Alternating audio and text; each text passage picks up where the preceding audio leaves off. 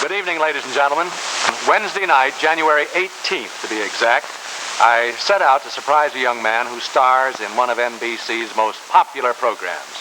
Now, here's what happened. Gentlemen, a videotape truck riding down a street in Studio City. I feel more like I'm on a subway in Manhattan going along here. Now, this is a suburb of Los Angeles, and we're on our way to a particular house where tonight's principal subject lives.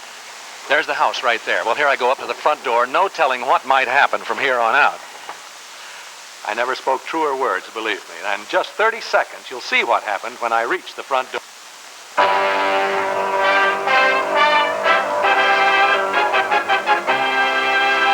This is your life in American television tradition somewhere in the suburbs of Los Angeles. Possible. I guess this is the side door here. He's going to be really surprised. I hope he's here. We've connived with his wife to have him ready to go out to dinner. Better knock again. Scare him to death. Well, I kept knocking and knocking and knocking. There I stood for over 5 minutes. And just as I was about to give up, I thought I'd try it once more.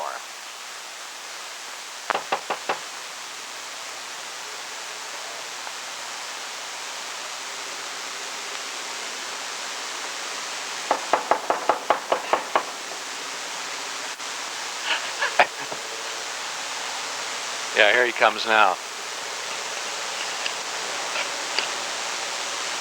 Now, don't get scared, Bob. Take it easy. Everything's all right. All right, buddy. What are you doing? Bob, how are you? Are you out of your mind? I've been out here knocking for about 10 minutes. Listen, we know that you and Marilyn are set to go out to dinner.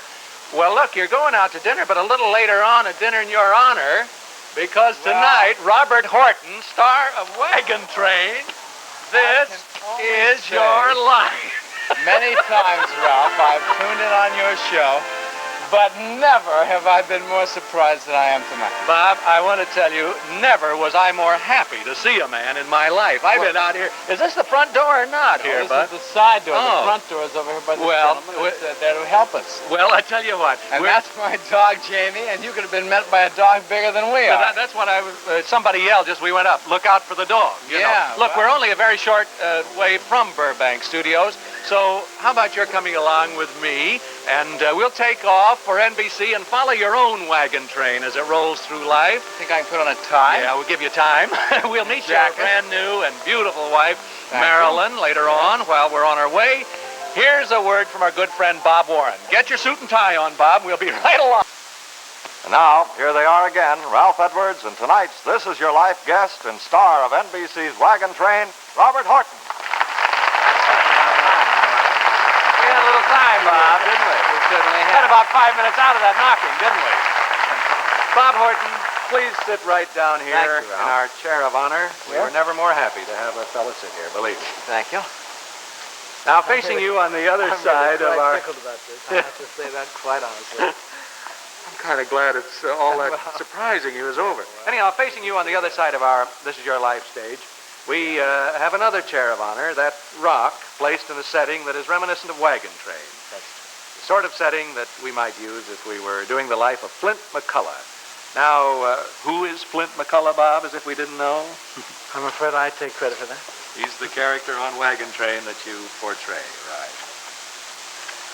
You could actually do the life story of Flint McCullough, Ralph, because Bob Horton has given him complete historical background. Now, you know that voice, of course, Bob. Vice Yes, President I of do. Review Studios, the studio that produces Wagon Train. Here's Mr. Alan Miller.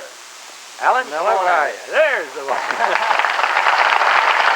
Alan, that's very nice. Nice to have you with us. Thank you to see you, sir. Thank you. Thank you very much. Thank you. Ralph, when Bob was casting the part of Flint, he did a very interesting thing. He knew that the Wagon Train series would be written by different writers, each having his own interpretation of Flint's character.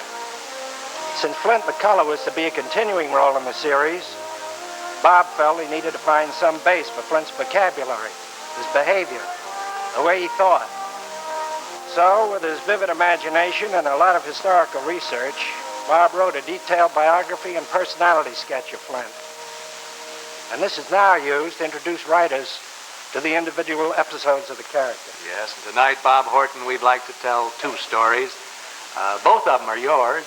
One is the story of your own life as you have lived it. The other is the story of Flint McCullough as you have imagined it.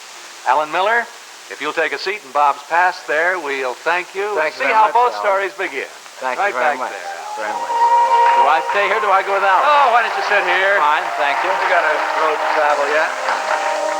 Now, you, Bob Horton, have your beginnings right here in Los Angeles at the Good Samaritan Hospital on Right. July 29th, 1924.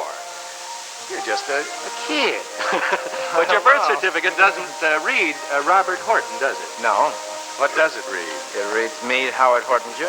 Yes, your father is a successful insurance man, and your Right. mother, born in England, came to America at an early age. Roll across the prairie where there ain't no grass. Rolling over mountains. Flint McCullough, you are born in 1839 in Virginia. Not in a hospital, but in a small home on the campus of Virginia's College of William and Mary, where your father, an immigrant from Scotland, is a teacher. Both you, Flint, and you, Bob, have the advantage of a gentle background surrounded by the love and devotion of your parents. Bob, here are your parents, Mr. and Mrs. Meade Howard Horton. Here's Mother and Dad. Mother, you look magnificent. Bob? Hi, Bob. Hi, how are you? Good to see you. Well, there's nothing like getting you in the act. This is what you're going to say. Bob is your second son, isn't he, Mrs. Horton? Yes, he is. I have another son, older son, Creighton, who is a doctor. Yes, and if it weren't for two critically ill patients, your doctor brother would be here tonight. Now, how did Bob get his name, Mr. Horton? When Creighton was born, Mrs. Horton really wanted a Meade Howard Jr. in the family. But I didn't like the junior idea. However, when their second son came along, his mother had her way, and he was named Meade Howard Jr. Yes. But it didn't last too long. It didn't last too long. He's now known as Robert, or would you say Bob? Well, he's stuck with Bob, I think. Now, you brought some pictures of Bob along, haven't you, Mrs. Horton? Yes, I have. This one really has never been shown before. only Fortunate. To the family. Bob, come over in here between May Mother I? and Dad. Sure. See it here? Yes, I'm very familiar Now, there's with a that story photograph. behind why that picture's never been seen up to now, isn't there, Bob? Yes, there certainly has been. Should I go on? Yes, why don't you tell us? Well, when I was about 17 and this picture was taken, I weighed 205 pounds. And when I saw this photograph, in case anybody wants to zoom in on it, Where were you? Over at we've You've already zoomed done in that. as I see. I was going to Harvard School, which is over here in the valley, military school, and I decided that I was too heavy, so I took off 35 pounds. I think and I've hidden it ever since until tonight. There's the other one there. And then a few months later, actually less than a few months, I guess about 6 weeks, well, they took another picture of me, which I thought was now suitable, and I There it is.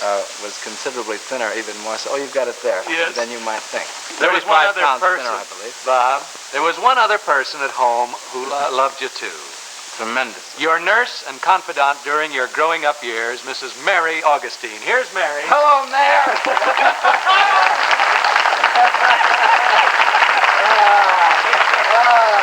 I'm delighted you're here.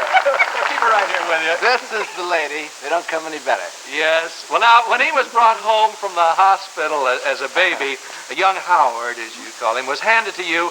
And what were you told, Mrs. Augustine? Well, the nurse gave him to me. She said, here's your boy. Yes. And True, too, huh? Yes. now, he was full of pep, wasn't he? And you used to take him to the store, I think, and He all that? went everywhere I went. Yes. The people. God, you blame me.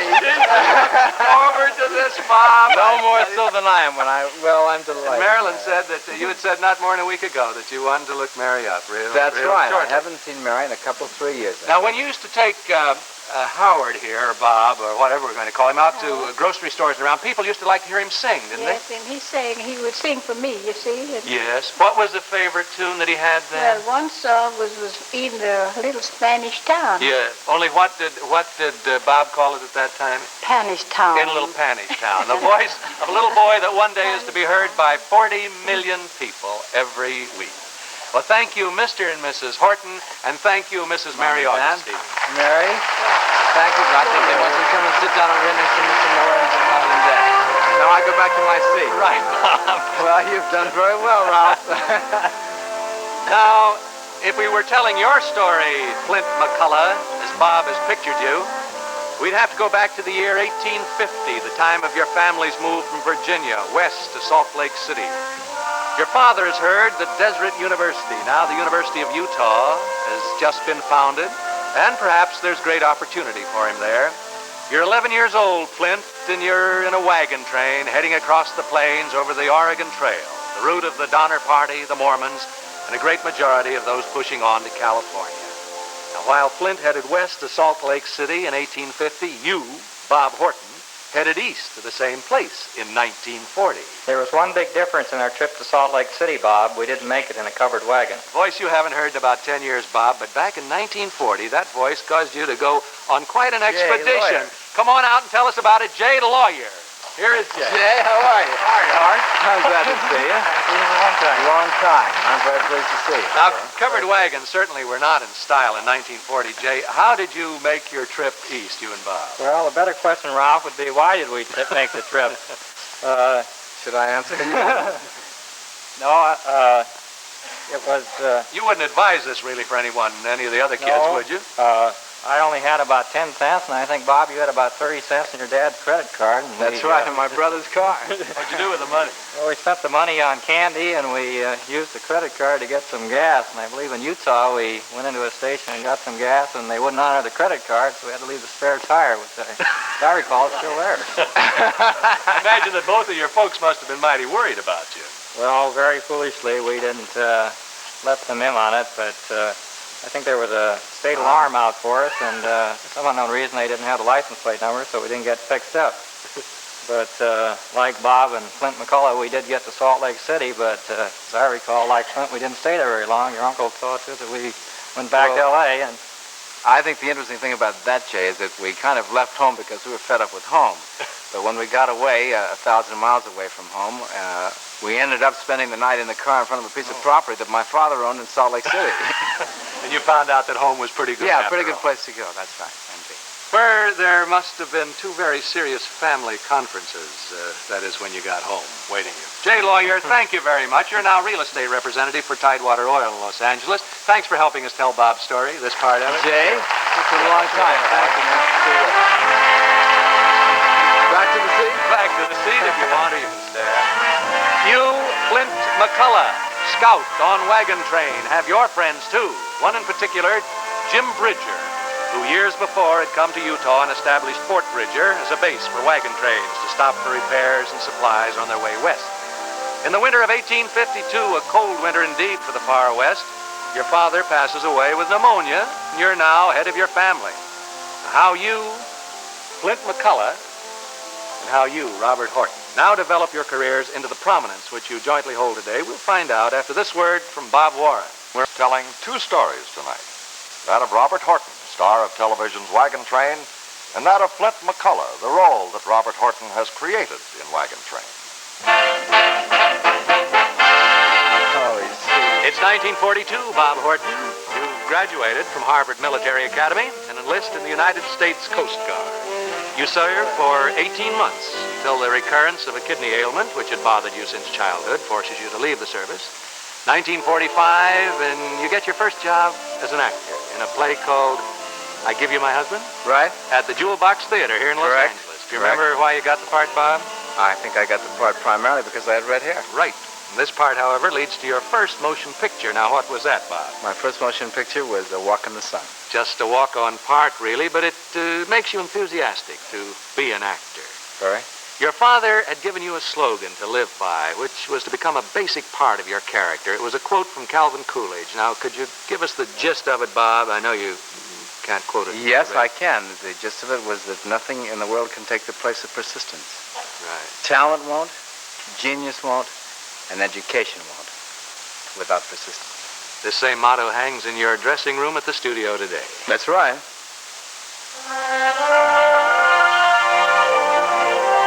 The quality of persistence is a part of your life, too, Flint McCullough.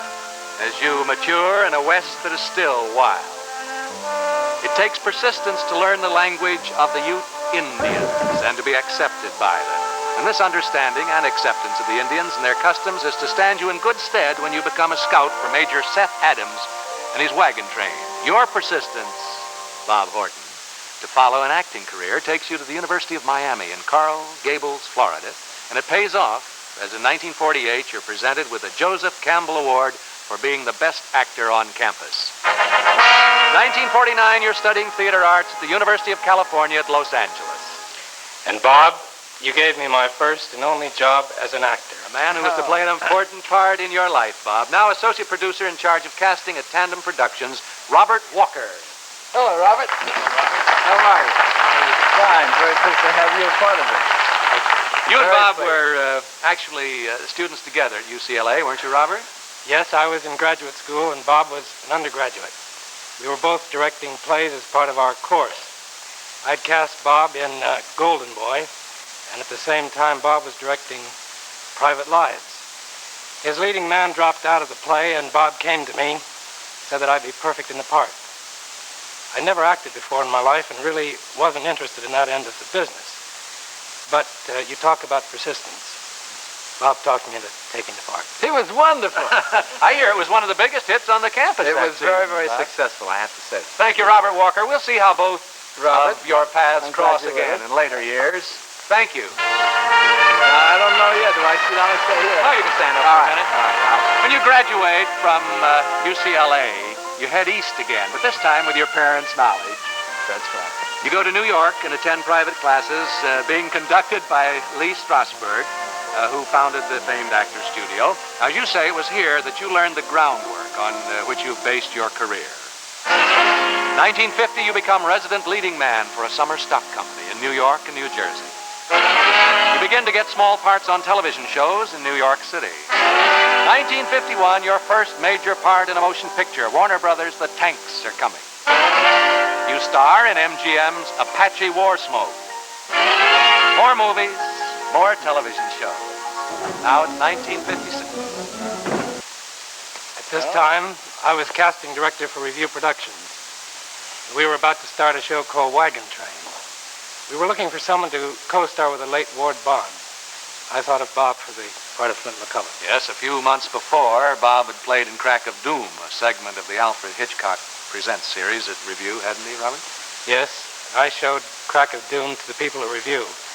Then it was decided to make a screen test of Bob for the part of Flint McCullough.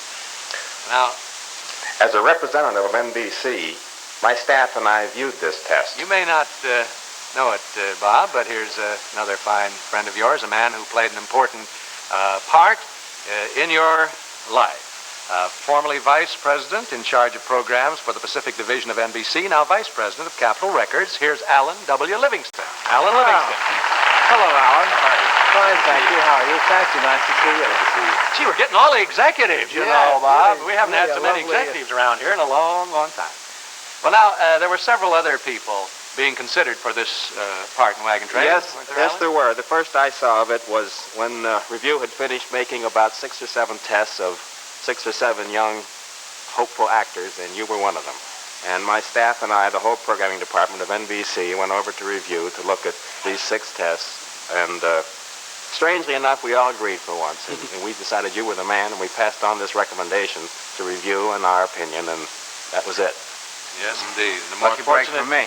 I'd like to thank you too, Bob, because I must say that you made us all look good, because I feel that your contribution to Wagon Train was terribly important to its success. Thank you very much, Alan. Now, in just a moment, Bob Horton, we'll have a few more surprises for you. And Flint McCullough, we'll have something else to say about you. How you doing, Bob? All right?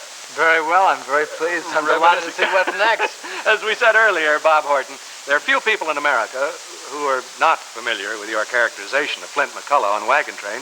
The show has been one of the most looked at programs on television since it first went on the air.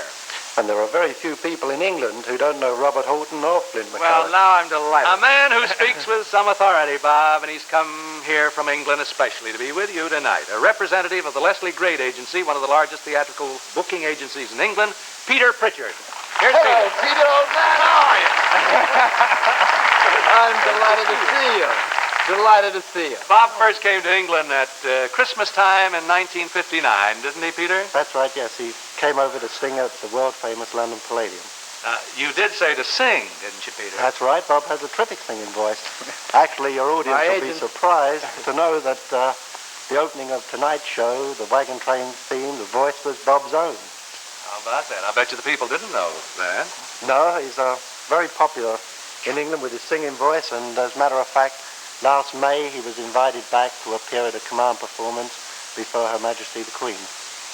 Wagon Train is the #1 show on the ARTV network in England, isn't it, Peter? Yes, it's still #1, and Bob, when he first came to England, didn't realize how big a star he was there, and well, we went out sightseeing, and we went to the Westminster Abbey, got inside, and just started to look around, and he was surrounded with autograph hunters, so Bob, realizing that the Abbey wasn't the place to sign, he said, well, let's go outside. So he stepped outside, and he signed away at the books, and spent so long there, he didn't have time to go back and see the sights. So I hope you're going to come over this year, and we're going to see all of it. Thank you. I have to speak to Mr. Miller about that. Peter Pritchard, thank you for flying here from England. Look forward to seeing you later. Delighted to have you. Yes, I am surprised. Well, now, listen. Roll across the prairie where there ain't no grass. Rolling over mountains where there ain't no Record I cut pass. last spring. That's right. That's your record, Bob. The theme from Wagon Train. You sit here, and all the gang come on around. Mr. and Mrs. Horton, come on, sit by your famous son here. Mrs. Horton, please be seated. Mother. Here. Oh, why not have Mrs. Horton fine. here and Mary? that? And right, Mary's right Mary, here, too. come over here. Fine. Yes, Mary. Don't worry. Now, we've heard, Not Bob, letting Mary out. of your we've heard of your real interest in Americana, and that one phase of it that particularly excites you is the era of the old clipper ships. I saw a nice one, I know, on your mantle tonight. Well, we know that you've had your eye on one special clipper ship model. We'd like you to have it right now. Well, that's fabulous. And right after the show, there'll be a party in your honor at the Hollywood Roosevelt Hotel, where accommodations are provided for our guests, and where Peter here has been hiding away since he arrived from England. Don't forget to include me in that party, Ralph. Oh, we certainly won't. The last and now the most important part of your life, Bob, your wife, Marilyn Horton.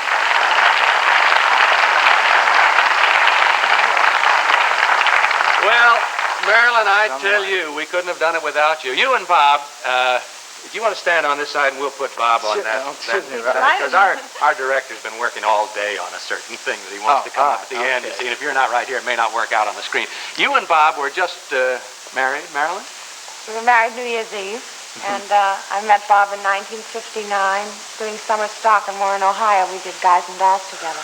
That's right. And tonight, when you were trying to get him to shave, you know, you'd been out kind of house looking, and you were very late, and he said, come on, shave. And what did he say? Oh, only married a couple of weeks, and you're beginning to sound like a wife. Get off my back.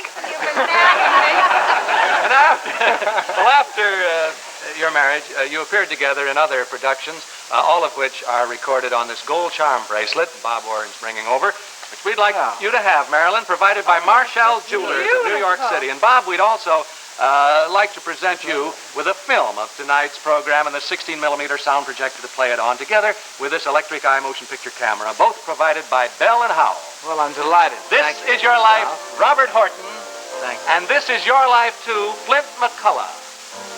There it is. Now Dick Gottlieb is that's happy. right. Although That's yours, what Flint, you is want. all in the mind of this I fella see. right here. Or is it really in the mind of him?